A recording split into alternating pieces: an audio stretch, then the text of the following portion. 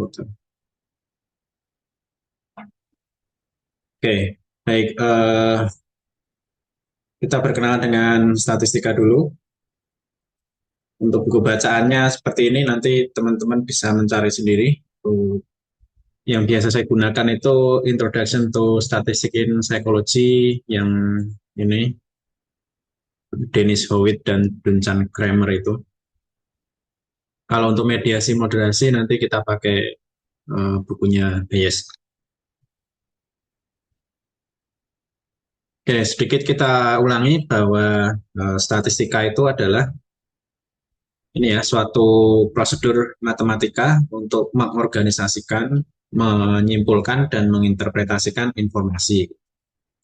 Nah, statistika itu berangkat dari variasi gitu, karena kalau nggak ada variasi, ilmu statistika itu mungkin nggak terpakai atau nggak perlu gitu. Nah, dengan adanya variasi, kita bisa melihat perbedaan baik dari fisik maupun non-fisik gitu. Kalau di psikologi ya berarti ya non-fisiknya yang kita lebih tekankan gitu, karena variabel-variabel psikologi itu sifatnya variabel yang non-fisik gitu. Nah, variabel non-fisik itu pasti berbeda-beda gitu kan. Kalau di contoh gambar ini kan orang-orang itu ada yang sedang sedih, ada yang bahagia, ada yang mungkin datar atau ekspresi emosinya beda-beda kayak gitu. Nah, itu berangkatnya statistika itu dari situ atau pengukuran psikologi itu dari situ adanya variasi atau karakteristik yang berbeda gitu. Kemudian kita coba untuk keterbatasan kemarin sudah ya, gitu. Kemudian kita berangkat dari statistika deskriptif. Jadi kita di semester ini tuh akan belajar dua hal, yaitu deskriptif statistik dan inferential statistik. Oke, nah secara singkatnya statistika deskriptif itu berkaitan dengan summarizing the information. They provide ways of summarizing the information that we collect from a multitude of source. Jadi kita menyimpulkan suatu informasi yang kita peroleh dari berbagai macam sumber. Statistics is partly about tabulating your research information or data as clearly and effectively as possible. Jadi kalau bisa dibilang bahwa statistik itu sebagian itu bermanfaat untuk ini ya, membuat data itu lebih mudah dicerna gitu. Dan datanya itu lebih ringkas dalam bentuk tabel atau dalam bentuk tabulasi gitu, atau grafik, diagram dan sebagainya. Nah, di situ dijelaskan bahwa cara untuk itu ya tabulating research itu bisa menggunakan tabel, diagram. Nah, untuk membuat hal yang kompleks, data-data kompleks itu menjadi lebih simpel atau lebih mudah untuk dipahami. Nah, hal-hal yang seperti ini itu disebut sebagai statistik deskriptif. Tujuannya sangat jelas, yaitu untuk mendeskripsikan informasi. Jadi fungsinya statistik deskriptif di sini hanya sebagai mendeskripsikan informasi gitu. Seakurat dan seringkas mungkin. Jadi ringkasnya, tapi juga nggak mengurangi inti atau data itu membicarakan apa sih gitu. Nah, kemudian ada juga statistik yang sifatnya inferensial gitu. Di sini memang teksnya dalam bahasa Inggris ya. Saya coba untuk uh, mengcopy paste langsung lah data apa kata-kata dari buku gitu ya. Another branch of statistics is far less familiar to most of us, atau mungkin kita belum terlalu familiar dengan satu uh, branch atau satu cabang statistika yang ini, yaitu inferential statistik. Nah, pada suatu waktu kita itu membutuhkan gitu ya, membutuhkan informasi mengenai misalkan data terkait dengan suatu negara gitu. Biasanya kita kalau ingin tahu tingkat kemiskinan itu kan menggunakan sensus ya. Sensus itu didatangi langsung satu persatu setiap orang gitu. Sehingga kita bisa mendapatkan informasi yang real dari seluruh warga Indonesia gitu. Tapi sensus itu di sini konsepnya ya, sensus itu dilakukan oleh pemerintah untuk tahu terkait suatu hal terkait dengan populasi gitu. Nah, sensus itu sangat time consuming atau membutuhkan waktu yang sangat luar biasa dan pasti juga membutuhkan biaya yang besar ya. Gimana kalau misalkan kita itu ngambil data seluruh negara 280 juta orang, semuanya ditanyain tentang usia, jenis kelamin, tentang pekerjaan, penghasilan dan sebagainya. Itu pasti akan menghabiskan waktu dan menghabiskan biaya. Bisa biayanya mungkin triliunan. Nah, ada juga orang-orang yang mungkin menggunakan namanya sampling ya. Nah, jadi kita nggak menggunakan populasi secara terus-menerus, kita bisa ternyata menggunakan sampling loh. Nah, kita itu cukup ini ya familiar dengan menggunakan small samples in order to approximate the information that one would get by studying everybody. Kita coba untuk gimana caranya cuma 1.000 data aja itu sudah bisa merepresentasikan seluruh ini ya seluruh populasi gitu. Nah, this is common in public opinion survey where the answer of sample of 1,000 or so people may be used, say, to predict the outcome of national election. Jadi dalam konteks ini pemilu itu. Nah, pemilu itu surveinya cuma 100.000 orang. 1.000 orang ini sudah bisa menggambarkan hasil pemilu secara nasional gitu.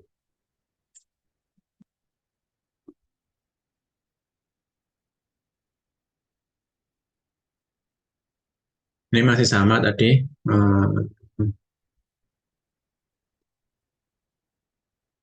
Inferential statistic is about the confidence with which we can generalize from a sample to the entire population. Nah, ini mungkin perlu dicatat bagian ini. Jadi statistika inferensial itu berhubungan dengan kepercayaan, taraf kepercayaan sejauh mana kita bisa mengeneralisasi dari sampel ke seluruh populasi gitu. Itu dari sampel ke populasi itu berarti berkaitan dengan statistik inferensial. Jadi kalau semua dipakai itu cukup pakai kalau semua populasi itu dipakai maksudnya itu cukup pakai statistik deskriptif. Tapi kalau kita pakai sampling maka di situ harus pakai inferensial statistik itu berkaitan dengan kepercayaan sejauh mana kita berani untuk menyimpulkan data yang kita ambil itu bisa mewakili populasi.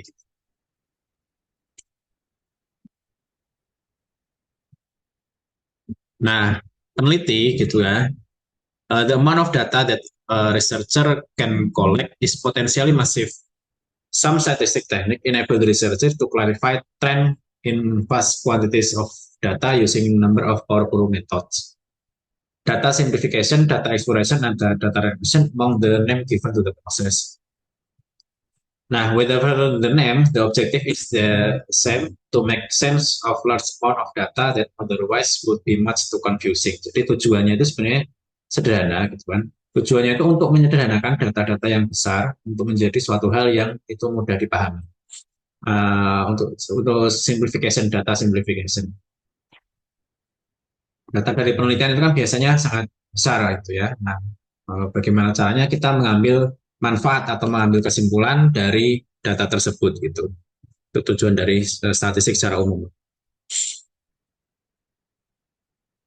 Oke, sebelum lanjut ke variabel, mungkin bisa dinyalakan dulu kamera dari teman-teman semua biar saya itu nggak ngerasa ngobrol sendiri gitu ya. Oke, ini saya rekam jadi nanti kelihatan siapa aja yang menyalakan kamera dan yang tidak menyalakan kamera.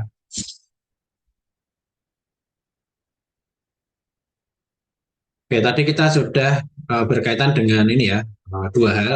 Secara sederhana ada statistik inferensial dan ada statistik deskriptif gitu. Sederhana, statistik deskriptif itu tadi berkaitan dengan menyimpulkan data, mereduksi data, tapi biasanya pakai data yang ini ya, data keseluruhan gitu. Tapi kalau statistik yang inferensial itu ada namanya sampling begitu. Ada proses pengambilan data dari sampling, kemudian ada proses generalisasi. Nah, kita beranjak juga ke namanya variabel gitu karena statistik itu biasanya berkaitan dengan hubungan antar variabel gitu. Nah, hubungan antar variabel. Jadi variabel itu apa? Kita kan sering untuk mendengar ya bahwa ada variabel kecemasan, ada variabel depresi, variabel apa, termasuk jenis kelamin itu adalah variabel gitu. Nah, ini bisa dicatat bahwa variabel adalah suatu konsep, bisa diukur dan bervariasi gitu. Nah, ada tiga ciri ya. Variabel adalah suatu konsep, bisa diukur dan bervariasi gitu. Variable are largely invention of the researcher and they vary enormously from study to study. Jadi variabel itu biasanya hasil temuan dari penelitian-penelitian sebelumnya dan itu bervariasi, pasti bervariasi. Nah, ada variabel-variabel yang sifatnya standar gitu, seperti usia dan gender. Dan itu biasanya umum digunakan. Nah, usia aja sendiri dia juga adalah suatu konsep ya, konsep terkait dengan ya usia itu tadi ya. Dia bisa diukur nggak usia itu? Bisa diukur usia? Bisa Bisa diukur. diukur. Bisa Bisa, ya? bisa, bisa. Variasi usia itu. Usia bervariasi usia Iya, Pak. Iya, Pak. bervariasi, maka dia sah sebagai suatu variabel. Jadi kalau ditanyain variabel itu apa? Suatu konsep bisa diukur dan bervariasi. Nah, variabel adalah cara atau way atau apa ya istilahnya itu gimana orang psikologi itu mencoba mengukur suatu konsep di dalam penelitian mereka. Nah, meskipun variabel itu nggak secara bisa 100% mengukur suatu konsep, nah maka di dalam variabel psikologi itu perkiraan atau approximation gitu. Jadi kira-kira itu religiusitas teman-teman itu lebih tinggi dibandingkan yang lainnya gitu. Contohnya itu seperti itu. Atau setidaknya kita itu bisa membedakan karena konsep depresi, konsep well-being, konsep kecemasan itu kan suatu konsep psikologi ya, dan itu bukan suatu hal yang kelihatan. Kelihatan itu bukan kayak pengukuran fisik yang bendanya ada itu. Misalkan mengukur kecepatan mobil, ya tinggal kita ukur dalam 1 jam dia bisa menempuh berapa kilo. Atau yang sederhana timbangan mengukur berapa kilo gitu. Nah sementara kalau kecemasan itu kan variabel yang nggak kelihatan atau variabel yang sifatnya laten. Maka kita bisa memperkirakannya dengan ini ya, membuat suatu indikator-indikator keperilakuan terkait dengan kecemasan itu apa aja. Dia adalah suatu konsep, kemudian bisa diukur, bervariasi.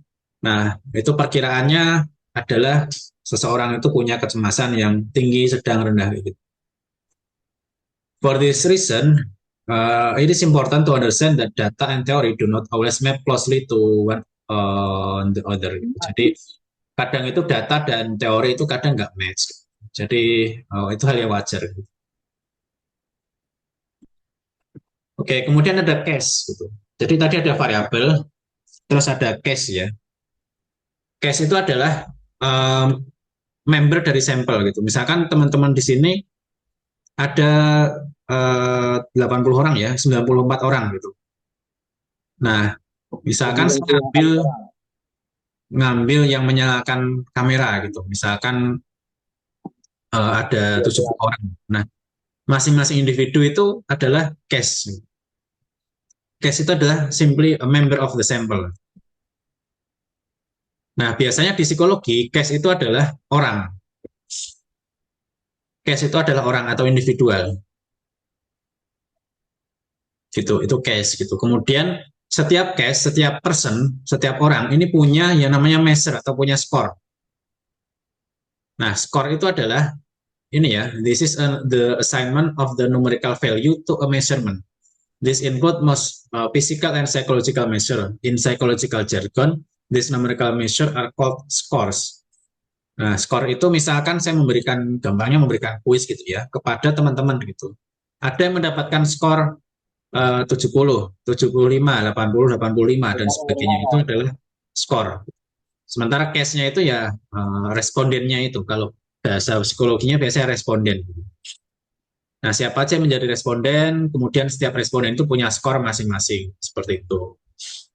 Jadi kita sudah mengenal ada variabel, ada case, dan ada skor. Nah, itu perlu dicatat nanti tiga hal itu pasti ada di dalam suatu variabel psikologi gitu. Nah, kemarin sudah kita ini ya bahas sedikit terkait dengan apa yang terjadi ketika tidak ada variasi. Nah, ketika tidak ada variasi, segala sesuatu yang ingin kita ketahui tentang seseorang itu bisa ditebak dari informasi yang kita peroleh dari satu orang saja. Gitu. Jadi nggak ada problem yang akan perlu kita generalisasi. Sementara kan yang namanya di psikologi itu ada apa namanya variasi.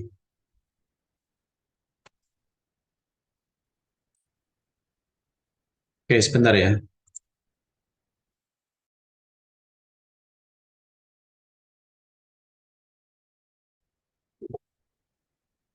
Oke, ketika tidak ada variasi, maka nggak ada generalisasi gitu. Karena kan misalkan kita ingin mengetahui yang namanya bebek seperti ini, ya dengan melihat dari satu apa namanya sampel kita sudah bisa menebak semuanya. Gitu. Kalau nggak ada variasi, maka kita nggak perlu pilpres, pemilihan kepala daerah, itu nggak perlu karena semua orang itu punya persepsi yang sama. Gitu. Sementara kita itu persepsi kita itu pasti beda, itu pasti bervariasi.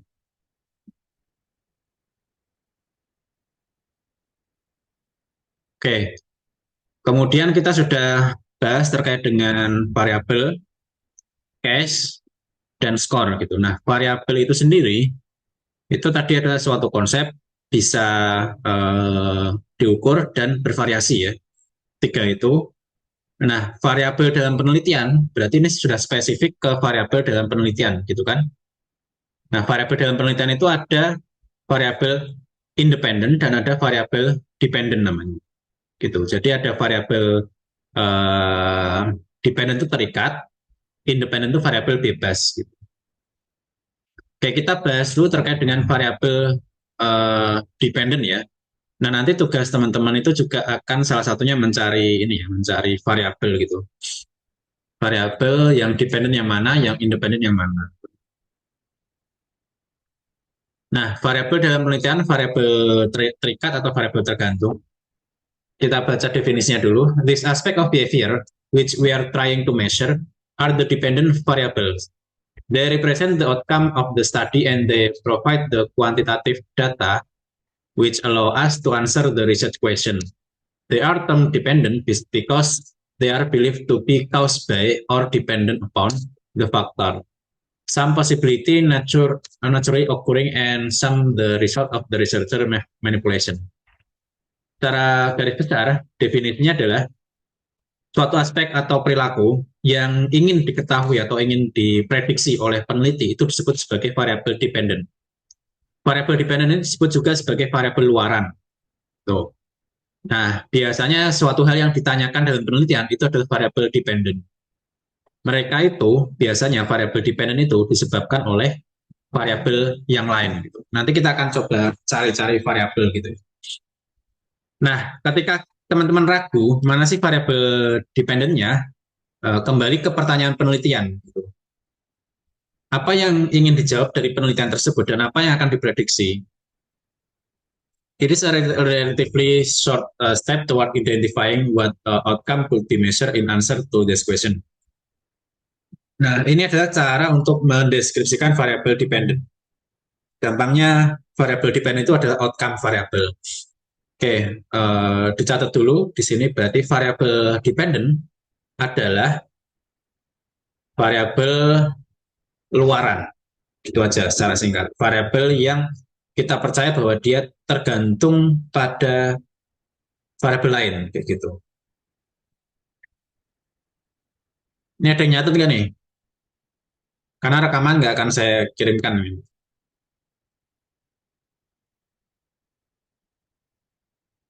Oke, terus yang kedua ada variabel bebas.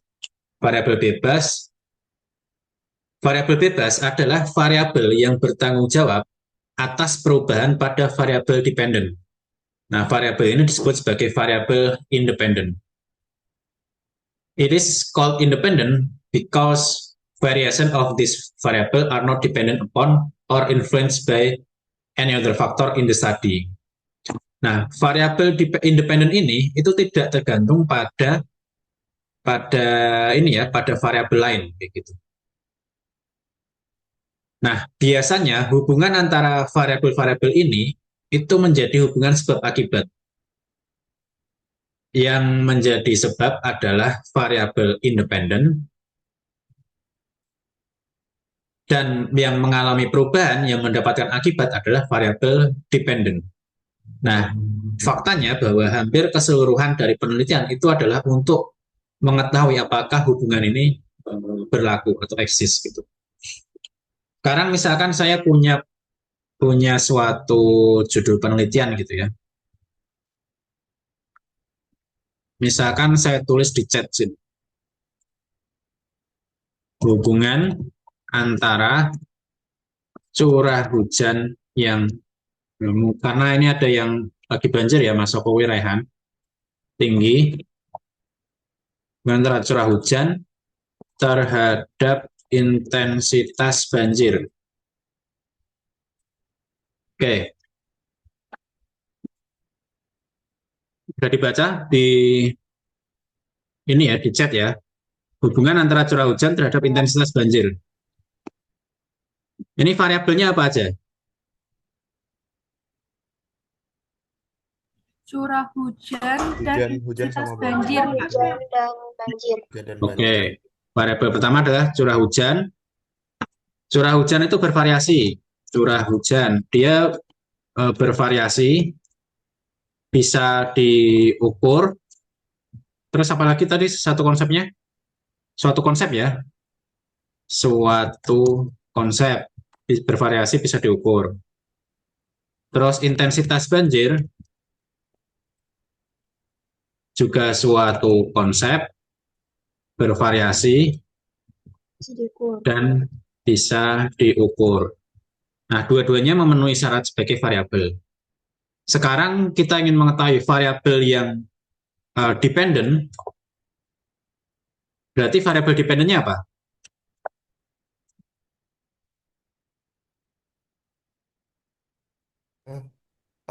Intensitas banjirnya, Pak. Intensitas banjir, betul. Variabel itu outcome-nya ya, outcome atau luarannya gitu. Berarti variabel independennya Curah hujan. Hujan. curah hujan. Curah hujan, Mbak. Nah, kayak gitu. Kemudian hubungan antara antara apa namanya intensitas banjir eh, dengan kebahagiaan individu gitu. Atau bukan kebahagiaan ya, kesejahteraan gitu. Kesejahteraan psikologis. Ya, hubungan antara intensitas banjir dengan kesejahteraan psikologis gitu. Kira-kira yang variabel independennya apa? Independen. Banjirnya. Intensitas Intensitas Iya, banjir. banjir. banjirnya. Oke, dependennya. Kesejahteraan psikologis. Oke, kesejahteraan psikologis. Nah, dalam penelitian-penelitian yang berkaitan dengan statistika, nanti itu keduanya dihubungkan gitu ya. Maka di sini konteksnya adalah variabel itu kadang bisa menjadi variabel dependen, kadang bisa menjadi variabel independen, gitu kan? Nah, tergantung konteksnya dalam penelitian itu yang akan menjadi dampak itu apa gitu. Awalnya kan variabel intensitas banjir itu menjadi variabel independen ya, variabel dependen ya. Intensitas banjir itu dipengaruhi oleh curah hujan. Nah, kemudian intensitas banjir ini mempengaruhi kesejahteraan psikologis gitu, berubah menjadi variabel independen. Jadi tergantung pemanfaatannya. Gitu. Jadi kadang variabel bisa menjadi variabel dependen, kadang bisa menjadi variabel independen, tergantung pemanfaatannya. Nah, dalam konteks ini, variabel intensitas banjir yang terhadap kesejahteraan psikologis, itu variabel intensitas banjir itu menjadi variabel penyebab atau variabel independen. Nah, ketika kita ngambil data, itu harus memastikan bahwa responden atau case-nya itu beda-beda intensitas banjirnya. Gitu. Misalkan ada yang di daerah Demak, ada yang di daerah atas, ada yang di daerah Pantura, kayak gitu kan. Nah, kita ukur kesejahteraan psikologisnya mereka. Misalkan yang sering banjir ternyata lebih bahagia karena bisa main air terus setiap hari gitu. Contohnya seperti itu. Itu adalah sebab akibatnya atau hubungan. Nah, penelitian psikologi itu sebagian besar itu mencari itu signifikansi atau hubungannya itu signifikan apa enggak gitu, antar variabel-variabel penelitian. Gitu. Oke, itu tadi diingat-ingat bahwa variabel dependen adalah variabel yang terdampak, variabel independen adalah variabel penyebabnya, gitu ya. Oke, kemudian kita masuk ke namanya level of measurement. Jadi ini masuk ke case. Sorry, bukan case tapi skor ya, masuk ke skor. Nah, skor itu adalah representasi dari suatu variabel. Gitu. Misalkan kita ngomongin intensitas banjir, pakai satuannya apa ya? Kalau curah hujan itu kan biasanya milimeter ya, milimeter per tahun gitu. Kalau intensitas banjir berarti pakai apa ya konsepnya? Misalkan 1 sampai 5 gitu aja lah. Kalau 5 itu berarti sangat intens banjirnya. Mungkin setiap bulan datang banjir kayak gitu. Nah, itu kan pada akhirnya berupa skor ya. Jadi ditanya ini respondennya gitu. Misalkan saya nanya kepada warga di kelas A dan kelas B gitu. Dalam 1 tahun terakhir ini, intensitas banjir di wilayahmu tuh 1 sampai 5 berapa gitu. Misalkan yang sering kebanjiran ya berarti apa ngambil skornya 5, yang jarang kebanjiran ya berarti 1 kayak gitu. Nah, representasi dari suatu variabel itu adalah skor gitu kan. Misalkan intensitas banjir itu skornya 1, 2, 3, 4, 5. Sementara kesejahteraan psikologis itu skornya bisa katakanlah kita buat 1 sampai 100 gitu ya. 1 sampai 100 gitu. Misalkan kesejahteraan psikologis saya hari ini atau pekan ini tuh 80 kayak gitu. Nah, contohnya seperti itu. Kalau usia, skornya itu berapa usia itu? Usia kalian berapa? 19? 18, Pak. 18. Dalam satuannya, satuan tahun. Gitu. Itu adalah skor gitu. Jadi semua variabel itu harus diskorkan dulu agar bisa diolah di statistika kayak gitu. Terus misalkan apalagi yang mau diskor ya, misalkan hasil UTBK gitu tahun lalu gitu, hasil UTBK gitu. Misalkan 700 ya gitu. Itu adalah skornya 700 ya gitu. Nah, di psikologi skor ini tuh punya makna yang beda-beda ya. Di sini ada namanya level of measurement. Gitu. Satu lagi deh, misalkan laki-laki jenis kelamin ya, jenis kelamin. Saya tulis di chat group ya. Jenis kelamin itu juga bisa diskorkan gitu. Misalkan laki-laki itu 1, perempuan itu 2 gitu.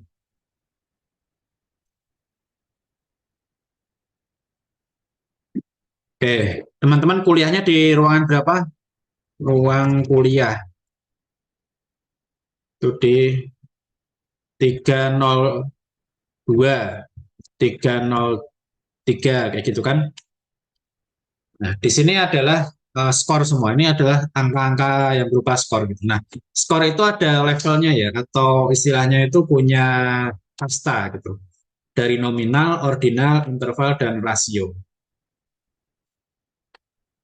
Nah, yang namanya nominal itu angka atau skor itu hanya bisa digunakan untuk kategorisasi saja. Untuk digunakan kategorisasi atau untuk identifikasi gitu aja. Nah, dia cuma digunakan untuk kategorisasi. Operasi hitung yang bisa digunakan adalah sama dengan dan tidak sama dengan. contoh data nominal adalah ketika seseorang ditanyain jenis kelamin gitu ya. Jenis kelaminnya laki-laki, perempuan, diskor laki-laki 1, perempuan 2. Di sini fungsinya angka ini adalah untuk pembeda saja, untuk membedakan antara laki-laki dan perempuan.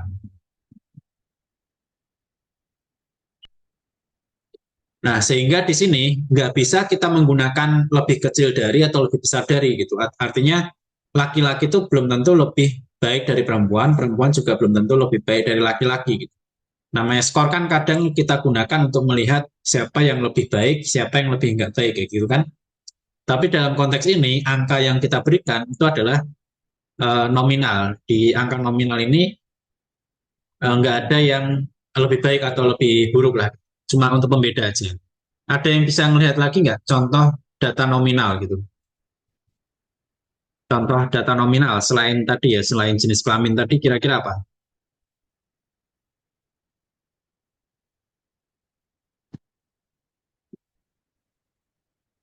Apa kira-kira? Selain jenis kelamin.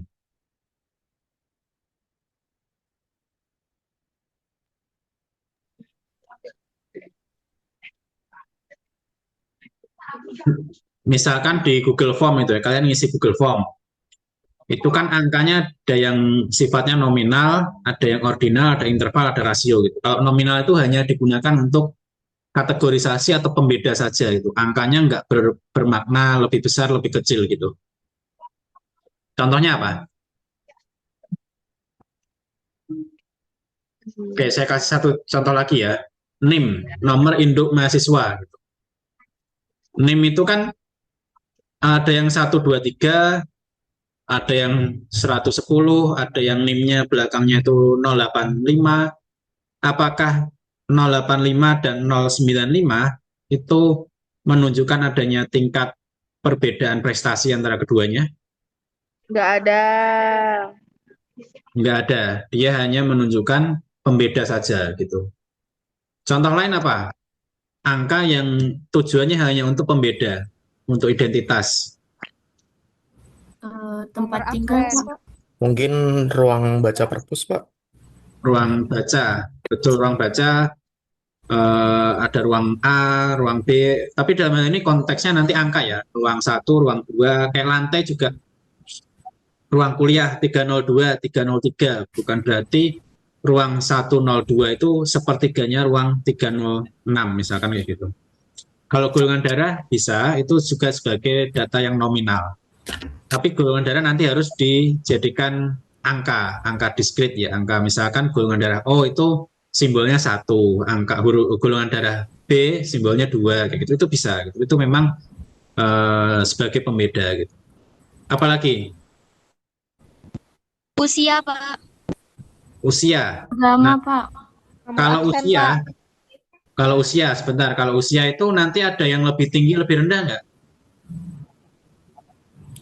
Ada. Ada. Ada, Ada. Pak. Berarti dia bukan nominal gitu. Usia itu misalkan usia 20 tahun ditambah 10 tahun menjadi 30 tahun. Itu bisa dikenai operasi hitung matematika di sini. Nah, berarti bukan yang nominal. Misalkan ya yang lainnya nomor KTP, nomor KK, nomor induk mahasiswa, nomor apa, nomor-nomor kayak gitu tuh hanya sifatnya nominal.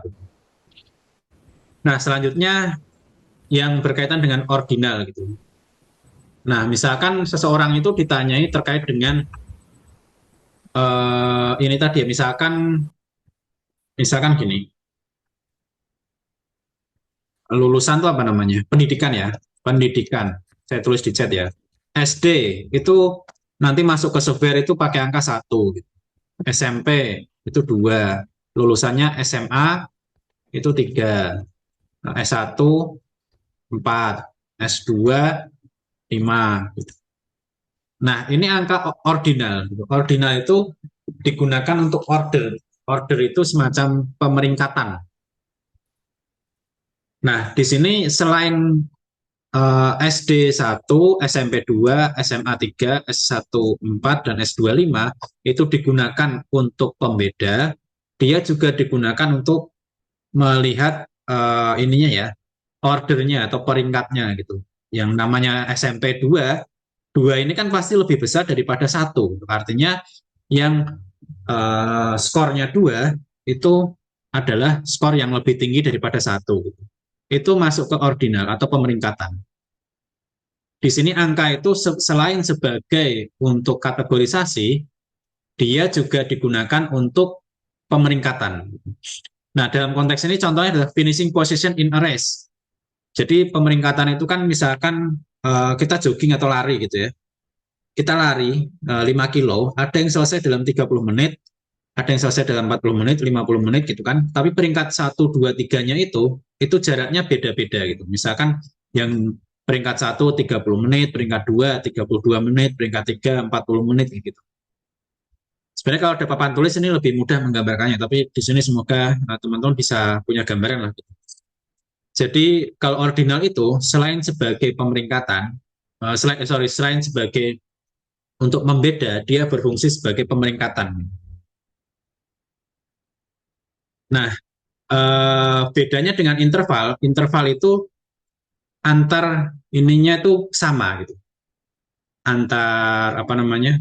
Misalkan gini ya. Jadi yang lebih tinggi lagi itu adalah namanya interval. Interval itu bedanya dengan ordinal. Kalau ordinal itu jarak antar peringkat itu bisa beda-beda. Saya coba share Paint aja ya.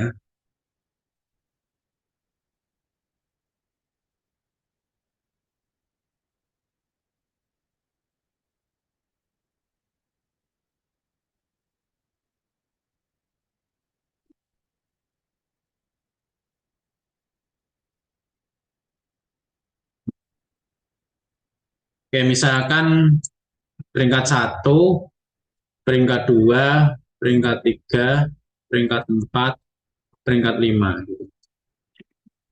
Dalam suatu perlombaan lari gitu. Ternyata yang berhasil selesai peringkat 1 itu 30 menit. Peringkat 2 itu 31 menit. Peringkat 3 itu 35 menit. Peringkat 4 itu 45 menit. Dan peringkat 5 itu 70 menit. Jarak menitnya ini beda nggak? Antara peringkat 1 ke 2, 2 ke 3, 3 ke 4. Beda, Pak. Beda, Pak. Beda. Nah, kalau beda seperti itu namanya ordinal ini. Ordinal. Nah, bedanya dengan interval, interval itu contohnya nih suhu interval ya. Suhu ruangan gitu ya. Suhu ruangan itu misalkan 30 derajat, terus ke 31, ke 32, ke 33. Ini jaraknya sama gitu. Rentang panasnya itu sama gitu. Itu interval. Dan kalau ordinal tadi bisa dikenai operasi hitung sama dengan, tidak sama dengan, lebih besar dan lebih kecil. Kalau ini interval itu bisa sama dengan, tidak sama dengan, plus, minus, lebih besar, lebih kecil gitu. Semoga punya gambaran lah ya bedanya ya. Interval. Kemudian rasio. Rasio itu yang sudah lebih kuat lagi lah. Lebih kuat lagi itu kalau rasio itu bisa dikenai semua operasi hitung matematika. Dia punya juga yang namanya zero absolute gitu. Jadi ketika ngukur misalkan tinggi badan ya, tinggi badan gitu. 0 ya, 0 sampai dengan 175 misalkan. Nah, ini sudah pasti ordinal, sudah pasti interval, dan bahkan dia bisa mencapai rasio. Gitu. Nah, misalkan rasio itu punya namanya zero absolute ya. Zero absolute itu adalah titik nol mutlak. Nol mutlak.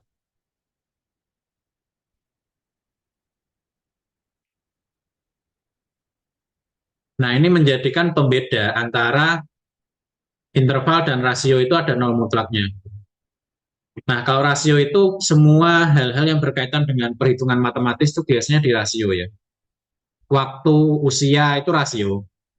Jadi kita bisa bilang bahwa usia 40 itu adalah 2 kali lipat dari 20 gitu. Tapi kalau ordinal ini nggak bisa kita bilang bahwa yang juara 1 itu 2 kali lebih cepat dari juara 2 itu nggak bisa. Nah, semua perhitungan matematika, fisika itu pakainya biasanya rasio gitu. Ada nol mutlaknya. Nah, nol mutlak itu adalah ketika 0 cm, 0 meter, itu tuh nggak ada barangnya atau nggak ada wujudnya. Atau di situ adalah permulaan dari suatu suatu pengukuran gitu. Itu adalah rasio. Ketika 0 itu dianggap tidak ada barang atau ini merupakan permulaan dari perhitungan itu dari 0. Sementara kalau interval tadi contohnya adalah misalkan suhu ya. Suhu itu kalau 0 derajat itu adalah sebagai penanda titik beku ya. Kalau suhu itu bukan berarti kalau suhu 0 derajat itu nggak ada suhu sama sekali gitu. Nggak ada panas, nggak ada dingin, nggak. Suhu 0 derajat Celcius itu cuma sebagai penanda awal bahwa ini merupakan awal mula titik bekunya air misalkan gitu. Kita akan coba lihat suatu inilah. Misalkan EPL ya.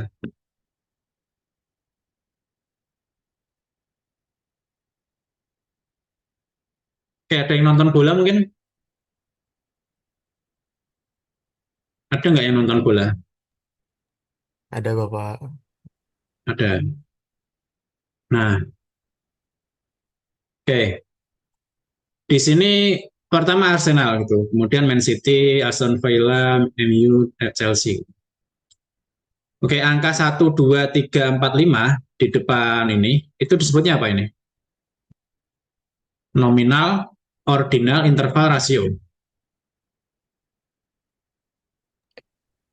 Ordinal mungkin Pak. Ordinal, Pak. Ordinal, ya ini betul. Betul, ini ordinal. Ini pemeringkatan. Di sini ternyata Arsenal itu bukan 2 kali lipat lebih baik daripada Man City karena selisihnya cuma 4 poin gitu. Nah, ini ordinal ini, pemeringkatan ini, ordinal. Terus ini misalkan poin lah, poin gitu ya. Poin itu ada 57, 53, 50, 45, 44. Ini apa poin itu? Ordinal, interval, rasio, nominal. Interval? Oke, interval. Ada yang mungkin berpendapat lain? Rasio, Pak. Mungkin rasio ya, karena di awal pertandingan itu skornya 0 semuanya dan 0 mutlaknya gitu ya. Kayaknya ini rasio, termasuknya rasio gitu. Jadi ketika menang tambah 3 poin, ketika seri tambah 1 poin, ketika kalah nggak dapat poin gitu. Ini rasio gitu. Terus ya,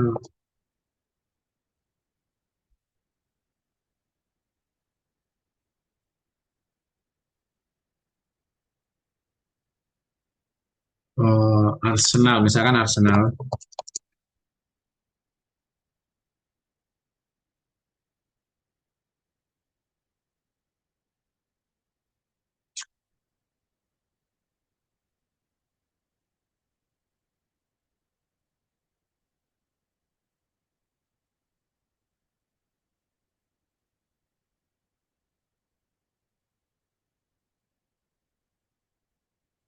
Contohnya ini ya, misalkan, oh ini zaman 2020 awal mungkin ya. Ada Lacazette 9, Alexis Sanchez 7, Ozil 11, Saka 29, Theo Walcott 14, Cazorla 19. Ini apa ini angka-angka kayak gini? Nominal Pak. Nominal, Pak. Nominal ya. Oke, 12, 8, 31, 15, 28, 17. Ini juga nominal. Jadi bisa dibedakan ada nominal, ordinal, interval, dan rasio tadi ya. Ini nggak bisa dibilang bahwa Theo Walcott itu 2 kali lebih jago daripada Alexis Sanchez, itu nggak bisa. Meskipun ini 7 itu setengahnya 14 gitu. Ini hanya digunakan sebagai penanda atau pembeda saja. Kemudian selanjutnya, selain ini tadi, nominal, ordinal, interval, rasio, skor itu bisa ada yang discrete dan ada continuous. Nah, discrete itu angkanya pasti bulat. Sementara continuous itu boleh ada ininya ya, apa namanya tuh? Boleh ada desimalnya gitu. Contohnya gini, misalkan saya itu ngambil data kepada responden gitu. Ternyata di kelas ini, kelas A dan kelas B ini ada 91,5 orang gitu. Dan yang nggak masuk adalah 2,5 orang. Masuk akal nggak? Nggak masuk akal, Pak. Tidak masuk akal, Pak. Nah, berarti variabel yang seperti itu discrete. Nggak boleh ada komanya, jadi angkanya mutlak. Angkanya angka bulat gitu. Tapi bisa nggak saya bilang bahwa rata-rata tinggi badan anak-anak kelas A itu 165,5. Bisa? Bisa, Pak. Bisa, Pak. Bisa. Nah, udah itu bedanya itu. Jadi ada angka yang sifatnya discrete dan ada yang continuous. Biasanya kalau yang nominal ordinal itu pakainya angka-angka discrete, sementara interval dan continuous, interval rasio itu biasanya pakai continuous gitu, atau angka yang bisa angka desimal gitu lah, bisa pecahan gitu. Gampangnya seperti itu. Kalau dari definisinya kayak gini ya, no values can exist between two neighbor categories gitu. Nggak ada angka yang eksis antara satu atau dua, artinya nggak ada angka desimal.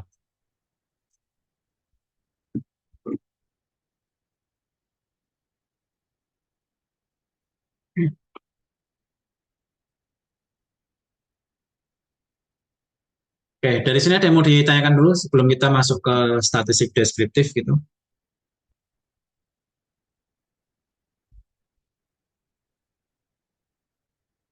Terutama ini ya, harus bisa membedakan nominal, ordinal, interval, rasio, kemudian ada yang namanya discrete dan continuous variable atau tipe datanya seperti itu.